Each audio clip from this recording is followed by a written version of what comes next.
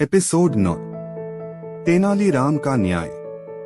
सालों पहले कृष्णदेव राय दक्षिण भारत के जाने माने विजयनगर राज्य में राज किया करते थे। उनके साम्राज्य में हर कोई खुश था। अक्सर सम्राट कृष्णदेव अपनी प्रजा के हित में फैसले लेने के लिए बुद्धिमान तेनालीराम की राय लिया करते थे। तेनालीराम का दिमाग इतना तेज था कि वो हर मुसीबत का पल भर में समाधान निकाल लेते थे। एक दिन राजा कृष्णदेव के दरबार में एक व्यक्ति रोते हुए आया। उसने कहा, महाराज, मैं नामदेव पास की ही हवेली में काम करता हूँ। मेरे मालिक ने मेरे साथ धोखा किया है। मुझे न्याय चाहिए।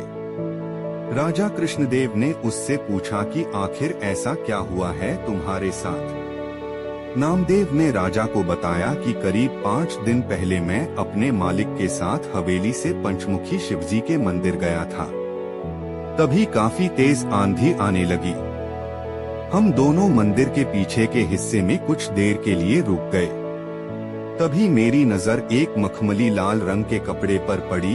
मैंने अपने मालिक से इजाजत लेकर उसे उठाया। देखा तो वो एक छोटी पोटली थी जिसके अंदर 2 हीरे थे। महाराज, वो हीरे मंदिर के पीछे वाले हिस्से में गिरे हुए थे, इसलिए कायदे से वो राज्य की संपत्ति थे। लेकिन मेरे मालिक की नियत हीरे देखकर खराब हो गई थी।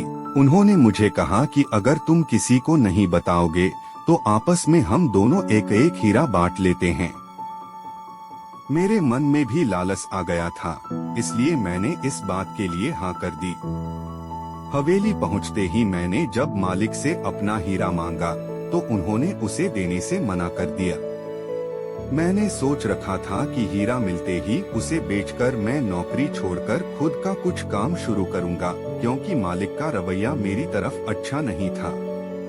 आगे नामदेव ने महाराज से दुखी आवाज में कहा कि मैंने 2 दिनों तक मालिक को मनाने की कोशिश की, लेकिन उन्होंने मुझे हीरा देने से साफ मना कर दिया है।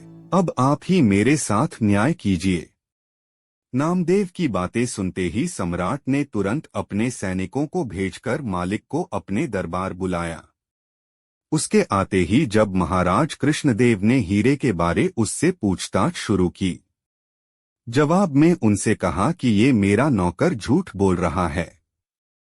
हाँ, ये सच है कि उस दिन हमें मंदिर के पीछे के हिस्से में हीरा मिला था। मैंने वो हीरे इसे राजकोष तक पहुंचाने के लिए कहा था। फिर 2 दिन बाद जब मैंने इससे हीरे जमा करने की रसीद मांगी तो यह घबरा गया और सीधे मेरे घर से निकलकर आपके पास आ गया। तब से यह सारी झूठी कहानी आपको सुना रहा है।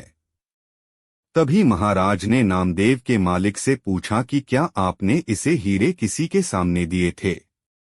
नामदेव के मालिक ने कहा, हाँ महाराज, मैंने अपने 3 नौकरों के सामने इसे हीरे की पोटली दी थी। यह जानते ही राजा कृष्णदेव ने उन तीनों को बुलवाया। नौकरों ने दरबार में पहुंचते ही नामदेव के खिलाफ गवाही देते हुए कहा कि उनके मालिक ने नामदेव को हीरे उनके सामने ही दिए थे। तभी दरबार से निकलकर कुछ देर महाराज अकेले में अपने मंत्रियों से सलाह-मशवरा करने लगे। सबसे पहले राजा कृष्णदेव ने कहा कि मुझे नामदेव सच्चा लगता है। उनके अन्य मंत्रियों ने कहा कि महाराज, हम उन गवाहों को नजरअंदाज नहीं कर सकते हैं। फिर राजा कृष्णदेव ने तेनालीराम की तरफ देखते हुए इशारों में पूछा कि उनका क्या कहना है। मुस्कुराते हुए तेनालीराम ने कहा कि मैं अभी सच और झूठ का पता लगा लूंगा, बस आप लोगों को कुछ देर पर्दे के पीछे बैठना होगा। राजा ने तेनालीराम की बात सुनते ही ठीक वैसा ही किया। दूसरे मंत्री भी राजा को देखते हुए पर्दे के पीछे बैठ गए।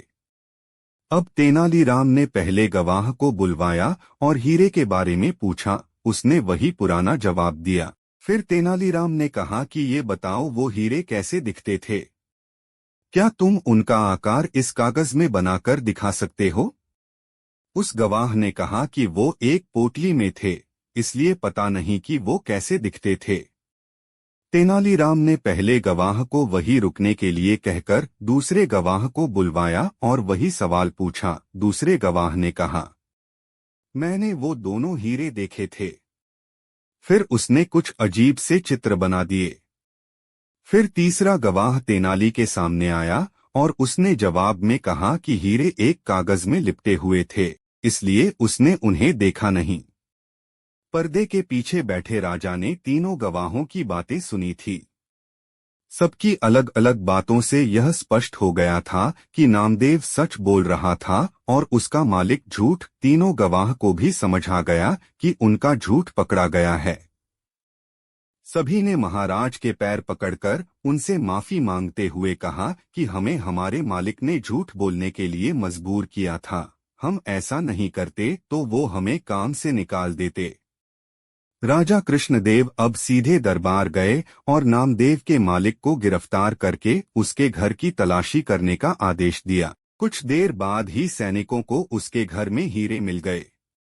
बस फिर क्या था, महाराज ने हीरे जब्त कर लिए और उस पर 30,000 स्वर्ण मुद्राओं का जुर्माना लगा दिया। उसमें से राजा ने 10,000 स्वर्ण मुद्राएं नामदेव को दे दीं। कहानी से सीख। इस कहानी से दो सीख मिलती है। पहली कि किसी के साथ धोखा नहीं करना चाहिए, क्योंकि धोखे का अंजाम बुरा ही होता है। दूसरी सीख यह मिलती है कि बुद्धि से हर किसी का झूठ पकड़ा जा सकता है। ऐसी ही और कहानियों को सुनने के लिए चैनल को सब्सक्राइब और वीडियो लाइक करें। सभी एपिसोड्स के लिए डिस्क्रिप्शन में दिए गए लिंक को क्लिक करें। आभार।